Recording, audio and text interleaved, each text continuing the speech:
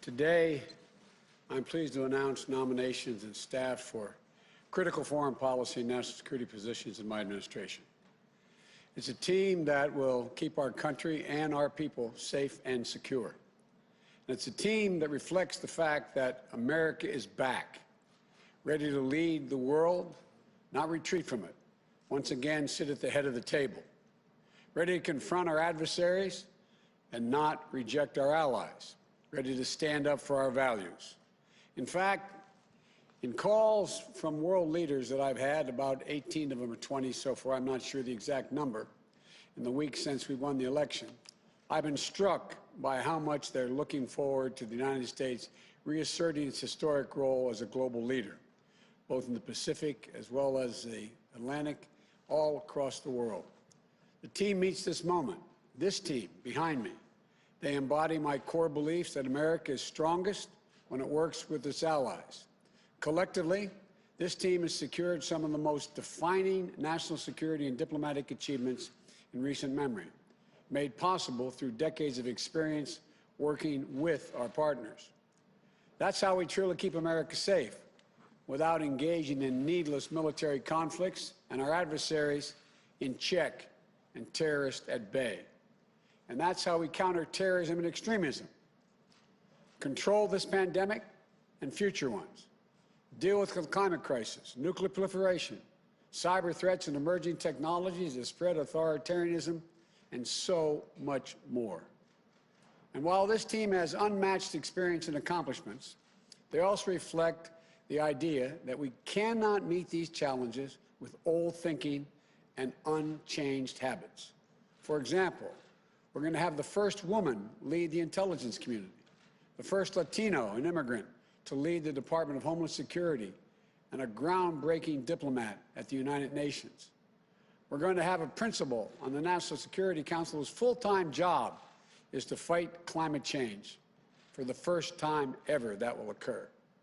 And my national security team will be coordinated by one of the youngest national security advisors in decades. Experience and leadership, fresh thinking and perspective, and an unrelenting belief in the promise of America. I've long said that America leads not only by the example of our power, but by the power of our example. And I'm proud to put forward this incredible team that will lead by example. As Secretary of State, I nominate Tony Blinken. He's one of the better prepared for this job. No one's better prepared, in my view. He will be the Secretary of State who previously served in top roles on Capitol Hill, in the White House, and in the State Department. He delivered for the American people in each place. For example, leading our diplomatic efforts in the fight against ISIS, strengthening America's alliance and positions in the Asia-Pacific, guiding our responses to the global refugee crisis with compassion and determination. And he will rebuild morale and trust in the State Department, where his career in government began. And he starts off with the kind of relationships around the world that many of his predecessors have had to build over the years. I know. I've seen him in action. Tony's been one of my closest and most trusted advisors. I know him and his family, immigrants and refugees, a Holocaust survivor, who taught him to never take for granted the very idea of America as a place of possibilities. Possibilities. Tony is ready on day one. As Secretary for Homeland Security, I nominate Alejandro Mayorkas. This is one of the hardest jobs in government, a gigantic agency. The DHS Secretary needs to keep us safe from threats at home and from abroad. And it's the job that plays a critical role in fixing our broken immigration system. After years of chaos, dysfunction, and absolute cruelty at DHS, I'm proud to nominate an experienced leader who has been hailed by both Democrats and Republicans.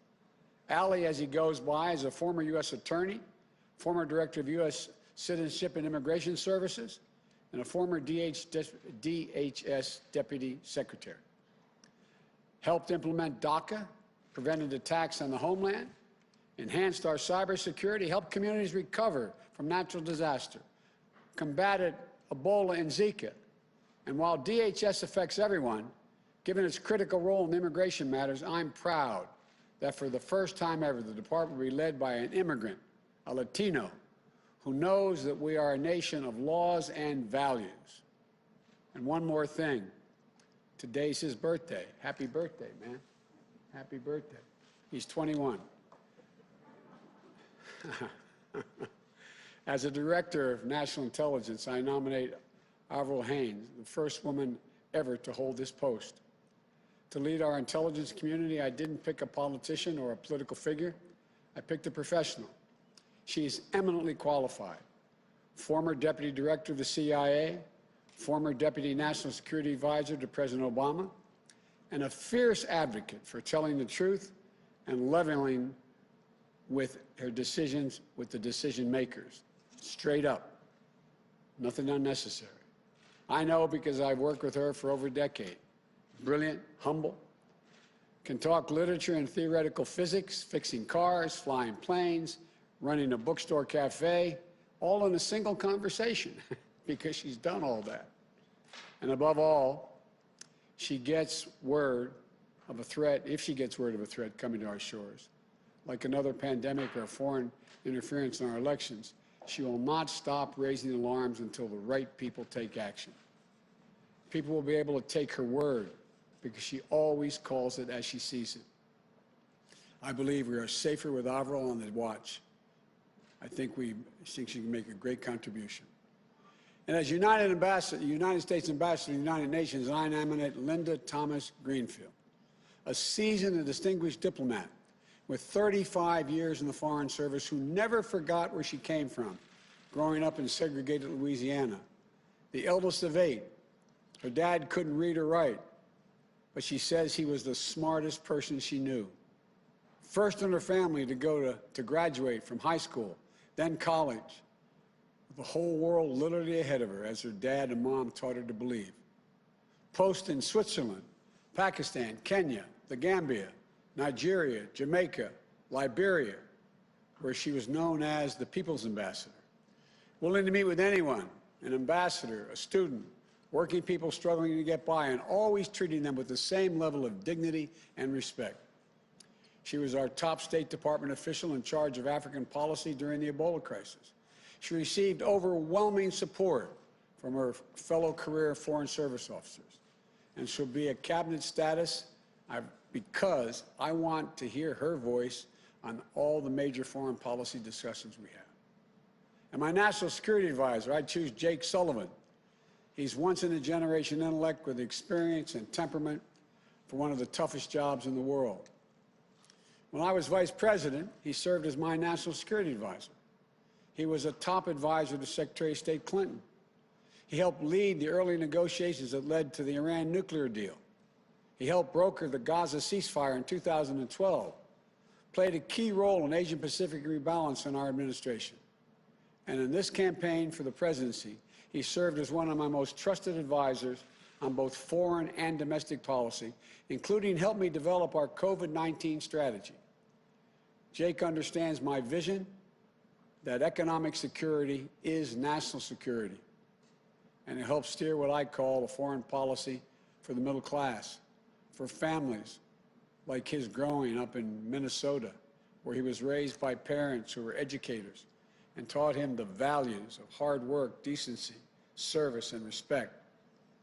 What that means is to win the competition for the future, we need to keep us safe and secure and build back better than ever. We need to invest in our people, sharpen our innovative edge, unite the economic might of our democracies around the world to grow the middle class and reduce inequity, and do things like counter predatory trade practices that our competitors and our adversaries. And before I talk about the final person today, let me talk about this new position. For the first time ever, the United States will have a full-time climate leader who participate in ministerial level meetings. And that's a fancy way of saying they'll have a seat at every table around the world. For the first time ever, there will be a principal on the National Security Council who can make sure climate change is on the agenda in the Situation Room. For the first time ever, we will have a presidential envoy on climate. He will be matched with high-level White House climate policy coordinator and policy-making structure to be announced in December. And that will lead efforts here in the United States to combat the climate crisis, mobilize action to meet the existential threat that we face. Let me be clear. I don't for a minute underestimate the difficulties of meeting my bold commitments to fighting climate change. But at the same time, no one should underestimate for a minute my determination to do just that. And as for the man himself, if I had a former Secretary of State who helped negotiate the Paris Climate Accord, or a former presidential nominee, or a former leading senator, or the head of a major climate organization for the job, they would show my commitment to the United States and the whole world. The fact that I picked the one person who is all of these things speaks unambiguously to my commitment. The world will know that with one of my closest friends, John Kerry, he's speaking for America on one of the most pressing threats of our time. No one I trust more. To this team, I thank them for accepting this call to service. And for their families, I thank you all for your sacrifice. You know, we could not do this without you, in my view. Together, these public servants will restore America globally, its global leadership, and its moral leadership, and will ensure that our service members, diplomats, and intelligence professionals can do their job free of politics. They'll not only repair, they'll also reimagine American foreign policy and national security for the next generation. And they'll tell me what I need to know, not what I want to know, what I need to know. To the American people, this team will make us proud to be Americans. And as more states certify the results of this election, there's progress to wrap up our victory. You know, I'm pleased to have received the ascertainment from GSA to carry out a smooth and peaceful transition of power, so our teams can prepare to meet the challenges at hand, to control the pandemic, to build back better, and to protect the safety and security of the American people. And to the United States Senate, I hope these outstanding nominees received a prompt hearing and that we can work across the aisle in good faith to move forward for the country. Let's begin that work to heal and unite. To heal and unite America as well as the world. I want to thank you all. May God bless you. May God protect our troops. And now I turn this over, this new team, starting with our next Secretary of State, Tony Blinken. Get my mask here, Tony, so I don't get in trouble. And we're going to clean off the podium.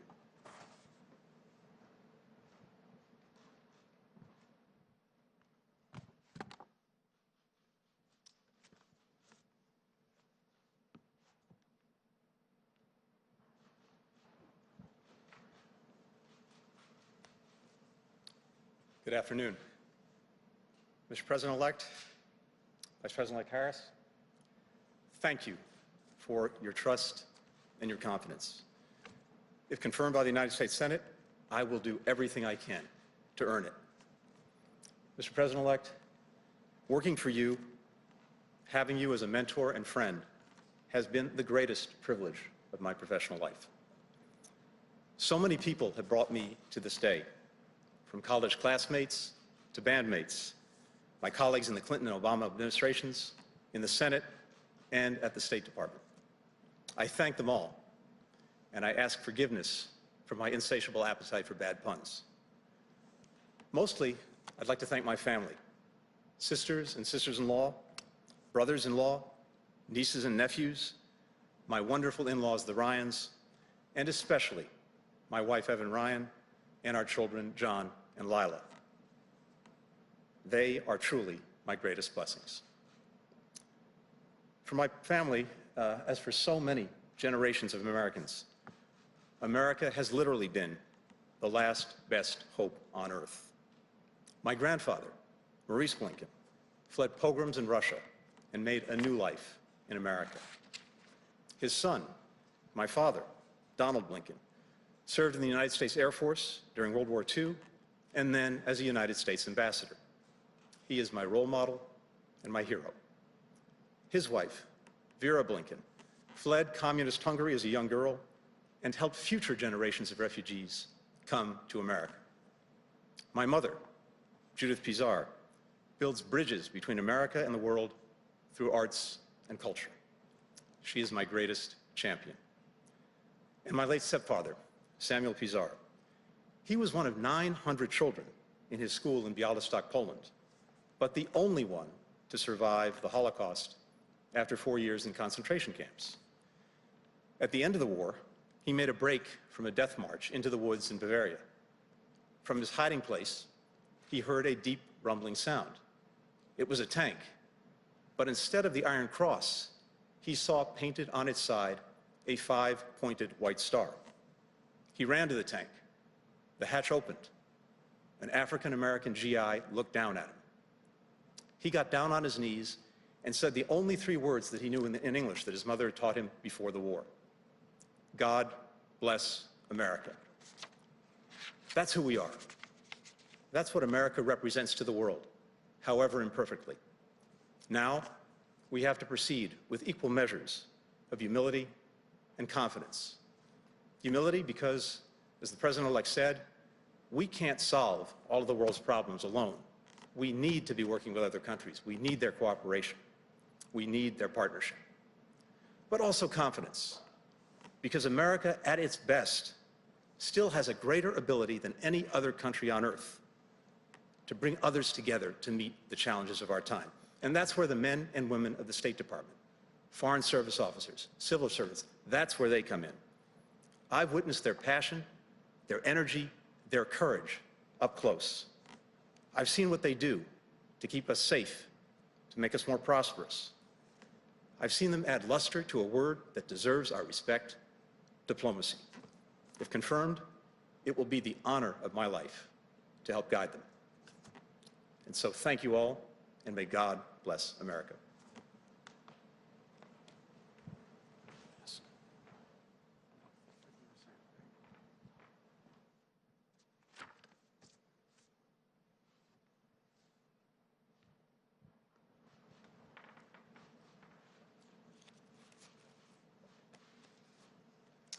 Good afternoon, Mr. President-elect, Madam Vice President-elect. Thank you for placing your trust in me to lead the Department of Homeland Security. Thank you for the privilege of returning, with the consent of the Senate, to government service as a member of your administration. It is the honor of a lifetime. The Department of Homeland Security has a noble mission to help keep us safe and to advance our proud history as a country of welcome. There are more than 240,000 career employees who selflessly dedicate their talent and energy to this mission. Many risk their lives in doing so. I would be honored to return to the department and support these dedicated public servants in fulfilling their responsibilities and realizing our country's greatest hopes, all in partnership with the communities we serve. For 12 years, I had the privilege to stand in a federal courtroom and announce Alejandro Mayorkas on behalf of the United States of America. The words, "on behalf of the United States of America," meant everything to me and to my parents, whom I think of today and every day.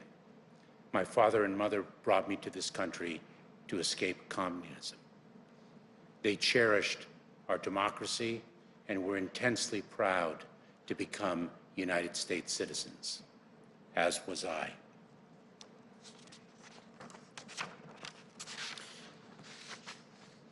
I have carried that pride throughout my nearly 20 years of government service and throughout my life. My parents are not here to see this day. Mr. President-elect, Madam Vice President-elect, please know that I will work day and night in the service of our nation to ably lead the men and women of the United States Department of Homeland Security and to bring honor to my parents and to the trust you have placed in me to carry your vision for our country forward. Thank you. Thank you. Good job.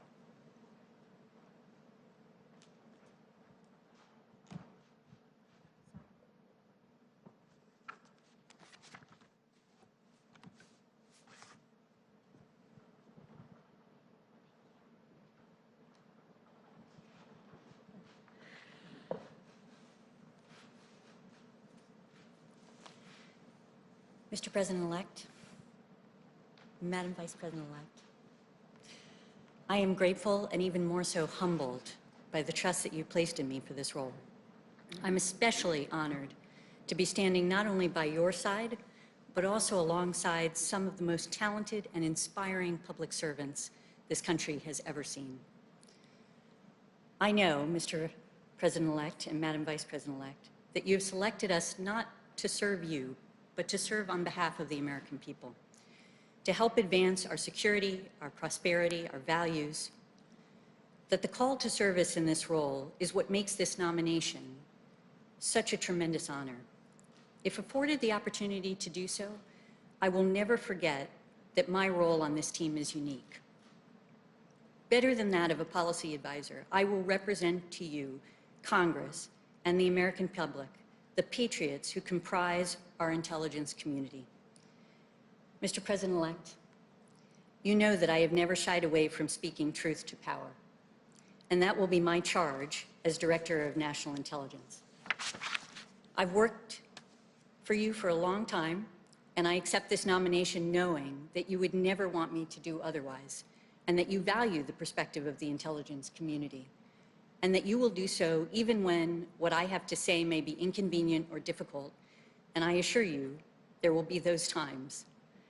And finally, to our intelligence professionals, the work you do, oftentimes under the most austere conditions imaginable, is just indispensable. It will become even more complex because you will be critical to helping this administration position itself not only against threats such as cyber attacks or terrorism and the proliferation of nuclear, biological, or chemical weapons, but also those challenges that will define the next generation, from climate change to pandemics and corruption. And it would be the honor of a lifetime to be able to work alongside you once again to take these challenges on together. Thank you so much.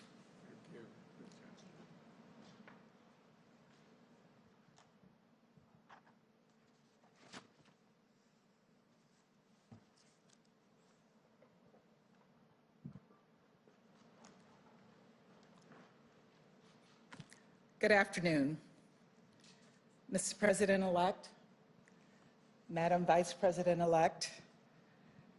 I'm humbled and honored by the trust that you have placed in me to become a member of your cabinet as ambassador to the United Nations. In the years that I've worked in government, I'm always struck by how only in America would we be where we are today, where life can be hard and cruel, but there's hope in the struggle. There is promise in our dreams, where you learn to believe in yourself and that anything is possible. Like both of you, I learned from my family. Mr. President-elect, thank you for those generous words that you said about me. My parents had very little back in Louisiana where I grew up, but they gave me and my siblings everything they had. And I know how proud they would be of this day. On this day, I'm also missing my mentor, Ambassador Ed Perkins, who served as the U.S. Ambassador to the United Nations under President George H.W. Bush and President Clinton, and who was also from Louisiana. He told me constantly, Linda, don't undersell yourself. And he would always do everything possible to lift me up. He passed away last week, but I know he's here with us today. And on this day, I'm thinking about the American people, my fellow career diplomats and public servants around the world. I want to say to you, America is back. Multilateralism is back. Diplomacy is back. Mr. President-elect, I've often heard you say how all politics is personal, and that's how you build relationships of trust and bridge disagreements and find common ground. And in my 35 years in the Foreign Service across 4 continents, I put a Cajun spin on it. I called it gumbo diplomacy. Wherever I was posted around the world, I'd invite people of different backgrounds and beliefs to help me make a roux and chop onions for the Holy Trinity and make homemade gumbo. It was my way of breaking down barriers, connecting with people, and starting to see each other on a human level. A bit of lagniappe is what we say in Louisiana. That's the charge in front of us today.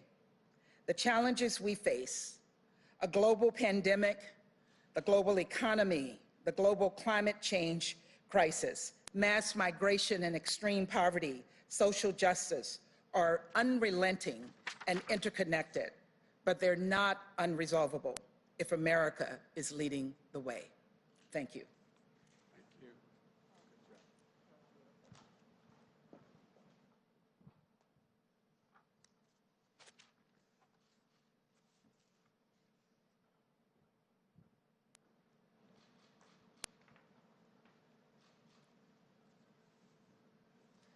Mr. President-elect, Madam Vice President-elect, thank you.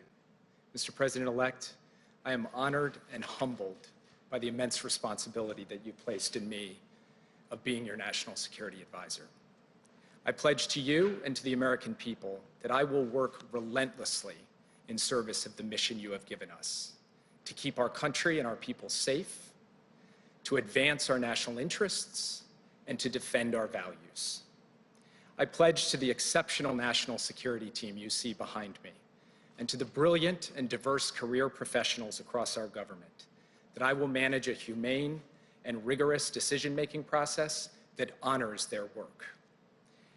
And I pledge to my parents, who taught my brothers, my sister, and me to work hard, tell the truth, and serve others, that I will do my utmost to make you proud. Sir, we will be vigilant in the face of enduring threats, from nuclear weapons to terrorism. But you have also tasked us with reimagining our national security for the unprecedented combination of crises we face at home and abroad: the pandemic, the economic crisis, the climate crisis, technological disruption, threats to democracy, racial injustice, and inequality in all forms. The work of the team behind me today will contribute to progress across all of these fronts. You have also tasked us with putting people at the center of our foreign policy. You've told us that the alliances we rebuild, the institutions we lead, the agreements we sign, all of them should be judged by a basic question: will this make life better, easier, safer for families across this country? Our foreign policy has to deliver for these families. And perhaps most importantly, you've tasked us with helping unite America, as you said in your remarks, through our work to pull people together to tackle big challenges. My wife, Maggie, the love of my life and my partner in all things, served as a senior advisor to Senator John McCain. She and I shared this commitment to common ground deep in our bones. To the American people, I had the honor of serving as Joe Biden's national security advisor when he was vice president. I learned a lot, about diplomacy, about strategy, about policy, but most importantly, about human nature. I watched him pair strength and resolve with humanity and empathy. That is the person America elected, and that is also America at its best. So, Mr. President-elect, thank you for giving this kid from the heartland an extraordinary opportunity to serve the country I love.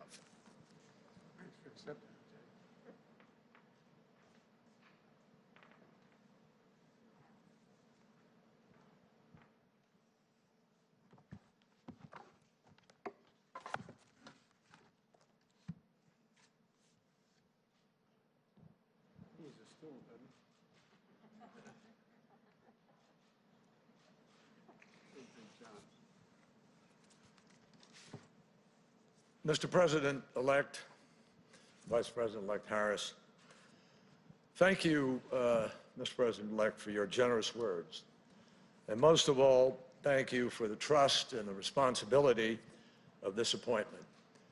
I will do all in my power to live up to your expectations and to this moment for our country and for the world. And I begin by thanking my family for empowering me and encouraging me to take this task on. Secretary-designate Blinken, we've worked together for many years on the Foreign Relations Committee and at Foggy Bottom, and it will be a huge pleasure to partner with you again. You will be a terrific secretary. Mr. President-elect, you've put forward a bold, transformative climate plan. But you've also underscored that no country alone can solve this challenge. Even the United States, for all of our industrial strength, is responsible for only 13% of global emissions. To end this crisis, the whole world must come together. You're right to rejoin Paris on day one, and you're right to recognize that Paris alone is not enough. At the global meeting in Glasgow 1 year from now, all nations must raise ambition together, or we will all fail together. And failure is not an option. Succeeding together means tapping into the best of American ingenuity, creativity, and diplomacy, from brain power to alternative energy power, using every tool we have to get where we have to go. No one should doubt the determination of this president and vice president. They shouldn't doubt the determination of a country that went to the moon, cured supposedly incurable diseases, and beat back global tyranny to win World War II. This kind of crisis demands that kind of leadership again, and President Biden will provide it. The road ahead is exciting, actually. It means creating millions of middle-class jobs. It means less pollution in our air and ocean. It means making life healthier for citizens across the world. And it means we will strengthen the security of every nation in the world.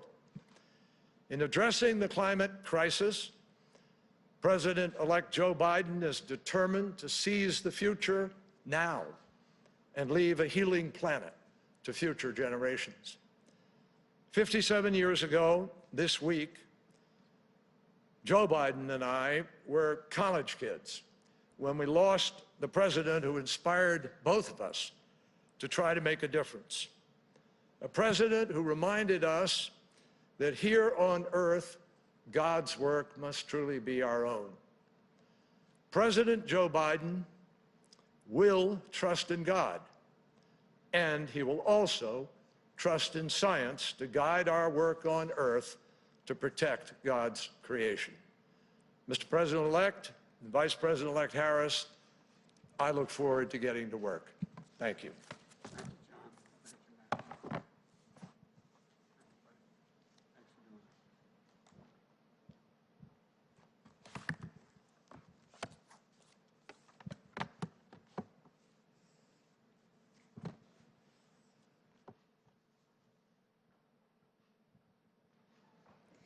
Thank you, Secretary Kerry. And congratulations, Mr. President-elect, on bringing together this extraordinary team.